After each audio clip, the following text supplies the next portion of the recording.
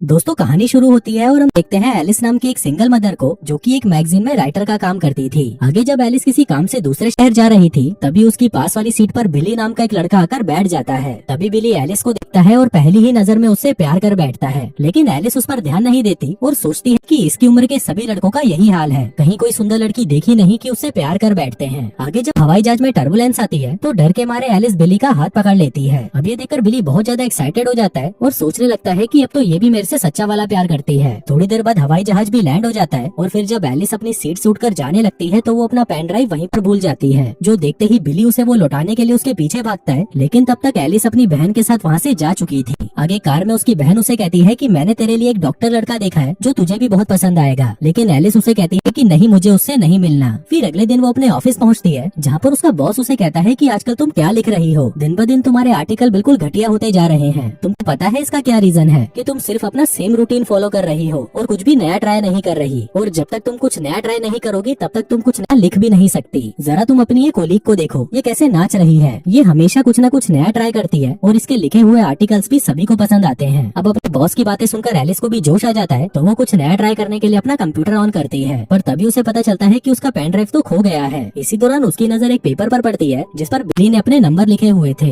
Alice सोचती है कि इस लड़के ने क्या सोचकर अपने नंबर लिखे थे कि मैं इसे फोन करूंगी और इसके साथ डेट पर जाऊंगी। आजकल के लड़के सच में लड़कियों के पीछे पागल हो चुके हैं, लेकिन फिर पता नहीं क्यों वो उस नंबर पर फोन लगा देती है। उधर बिली उसकी आवाज सुनते ही उसे पहचान जाता है और उसे कहता है कि तुम्हारी पेन ड्राइव मेरे पास है, इसलिए तुम जल्दी आकर इसे ले जाओ। एलिस पूछती है कि तुम कहाँ पर हो? बिली कहता है कि मैं 4th स्ट्रीट के एक क्लब में हूँ। थोड़ी देर बाद एलिस उससे मिलने वहाँ पर पहुँच जाती है, जहाँ पर उसके ऑफिस की 2 लड़कियाँ भी थी, जो वहाँ पर उसे देखकर हैरान हो जाती है। वो सोचती है कि ये बूढ़ी आंटी यहाँ पर कर क्या रही है। वहीं एलिस बिली से कहती है कि अब जल्दी से मेरा पेन ड्राइव मुझे दे दो, मुझे और भी बहुत काम है। बिली कहता है कि यार बात कुछ ऐसी है कि पेन ड्राइव तो मेरे पास ही है, पर वो यहाँ पर नहीं, मेरे घर पर है। एलिस कहती है कि तुम पागल हो क्या? फिर तुमने मुझे यहाँ पर बुलाया ही क्यों? अब जल्दी से तुम्हारे घर चलते हैं क्योंकि मुझे मेरा पेन ड्राइव अभी वापस चाहिए। आगे बिली उसे अपनी स्कूटी के पास लेके जाता है और फिर जब वो उसमें से हेलमेट निकालकर उसे पहनाने लगता है तो ये सब दूर से देखने में ऐसे लग रहा था कि ये दोनों एक दूसरे को किस कर रहे हैं, जो सब एलिस की ऑफिस की वो लड़कियां भी देख लेती हैं और उनकी फोटोज खींचकर उसे इंटरनेट पर डाल देती हैं। आगे घर पर बिली उसे उसका पेन ड्राइव दे देता है, जिसको लेकर वो सीधा ही वहाँ से जाने लगती है। पर तभी बिली हिम्मत करके उससे पूछने लगता है कि क्या तुम मेरे साथ कॉफी पीने चलोगी? एलिस कहती है कि अभी तुम छोटे हो और मुझे नहीं लगता कि हम दोनों के बीच में कुछ हो सकता है, इसलिए जब तुम बड़े हो जाओ तब मेरे पास आना, जो कहकर वो वहाँ से चली जाती है। इसके बाद जब वो अपने ऑफिस आती है तो वो देखती है कि वहाँ पर सभी लोग उसे ही घूर रहे थे, जो देखकर उसे कुछ समझ नहीं आ रहा था कि ये लोग मुझे ऐसे क्यों देख रहे हैं। इसी दौरान वहाँ पर उसकी असिस्टेंट आती है, जिससे एलिस पूछती है कि ये सब क्या चल रहा है, यहाँ पर सब मुझे घूर क्यों रहे हैं। असिस्टेंट कहती है क्योंकि तुम्हारी एक जवान लड़के के साथ किस करते हुए फोटो वायरल हो रही है, जिसको देखते ही एलिस घबरा जाती है और कहती है कि ये जैसा दिख रहा है वैसा कुछ नहीं है। लेकिन वहीं ये बात जब उसके बॉस को पता चलती है तो वो कहता है कि ये तो बहुत अच्छी बात है कि तुम कुछ नया ट्राई कर रही हो, इससे तुम्हें कुछ नया सीखने के लिए इंस्पिरेशन मिलेगी। उधर एलिस भी सोचती है कि अगर उसके बॉस को ये सब अच्छा लग रहा है तो क्यों ना इसी काम को जारी रखा जाए। जिसके अगले दिन वो बहुत ही सुंदर बनकर बिली के कॉलेज पहुंच जाती है और उससे पूछती है कि आज रात को तुम फ्री हो क्या? बिली कहता है कि मैं तो जब से पैदा हुआ था तब से ही फ्री बैठा हूँ। अब बिली को लग रहा था कि एलिस उसके साथ इंटीमेट होने वाली है, लेकिन वो तो उसे अपना नकली बॉयफ्रेंड बनाकर रात को एक पार्टी में ले जाती है। वहीं जब बाकी के लोग उसे एक जवान लड़के के साथ घूमते हुए देखते हैं तो वो सभी एलिस से जलने लगते हैं। फिर अगले दिन वो बिली को अपने साथ एक फैशन शो में ले जाती है, जहाँ पर जब मॉडल्स रैंप वॉक कर रही थी तो उसी दौरान एक मॉडल की हील टूटने की वजह से वो वहीं पर गिर जाती है। पर तभी बिली उसे उठाने के लिए उसके पास आता है, जो सब एलिस की कंपनी की सीईओ भी वहाँ पर देख रही थी।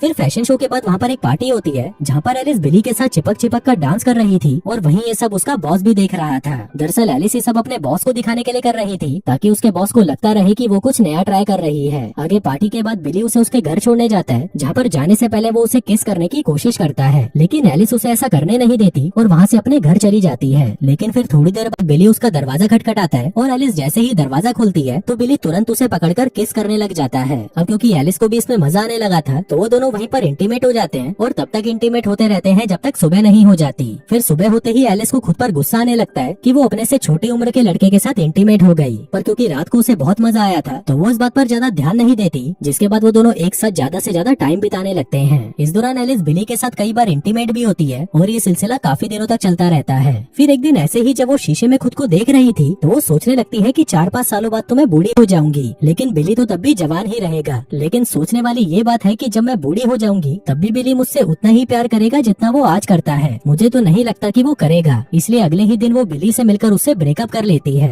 वो कहती है कि देखो बिली, ये सब मौज मस्ती 1-2 सालों तक तो चल सकती है, लेकिन जिस दिन तुम्हें मुझसे भी कोई सुंदर मिल गई तो तुम मुझे छोड़कर चले जाओगे। अब ये सुनकर बिली निराश हो जाता है क्योंकि वो तो सिर्फ उसी से ही प्यार करता था। अब ऐसे ही कई दिन बीत जाते हैं और फिर एक दिन एलिस की सीईओ इनके ऑफिस आती है ताकि वो अगले महीने में आने वाली मैगजीन का कवर फोटो डिसाइड कर सके। तभी वो एलिस से कहती है कि इस बार मुझे कवर फोटो के लिए एक नया मॉडल चाहिए। वो उससे पूछती है कि तुम्हारे बॉयफ्रेंड बिली का क्या हुआ। मुझे लगता है कि हमारे कवर फोटो के लिए वो बिल्कुल बेस्ट रहेगा क्योंकि मैंने उसे उस दिन फैशन शो में उस मॉडल की मदद करते हुए देखा था और मुझे लगता है कि हमारे कवर फोटो के लिए उसका चेहरा बिल्कुल बेस्ट है। अब उसका नाम सुनते ही एलिस परेशान हो जाती है क्योंकि उसने इतनी मुश्किल से तो उससे अपना पीछा छुड़वाया था और ये बुढ़िया उसे वापस लाने को कह रही थी। तभी उनका बॉस कहता है कि मैम ये काम तो बहुत आसान है क्योंकि बिली एलिस के लिए कुछ भी कर सकता है। आगे एलिस अपने बॉस के पास आती है और उसे कहती है कि मेरे से ये नहीं होगा क्योंकि मैंने बिली से ब्रेकअप कर लिया है और अब मुझे उससे कोई मतलब नहीं है। इस पर बॉस कहता है तो मैं क्या करूँ, अब तुम्हें उससे कोई मतलब हो या ना हो, लेकिन अगर वो फोटोशूट वाले दिन यहाँ पर नहीं आया तो उसके अगले दिन से तुम भी ऑफिस मत आना। अब एलिस के लिए उसकी इज्जत से ज्यादा उसकी नौकरी जरूरी थी तो वो बेशरम होकर बिली को कॉल करती है, लेकिन जब वो उसका फोन नहीं उठाता तो एलिस सीधा उसके घर पहुँच जाती है। आगे बिली उसे अपने साथ कॉफी पे ले जाता है जहाँ पर एलिस उसे सारी बात बताती है और कहती है कि मुझे तुम्हारी हेल्प चाहिए। बिली कहता है कि नहीं, मैं तुम्हारी कोई मदद नहीं कर सकता, जो कहकर वो वहाँ से चला जाता है।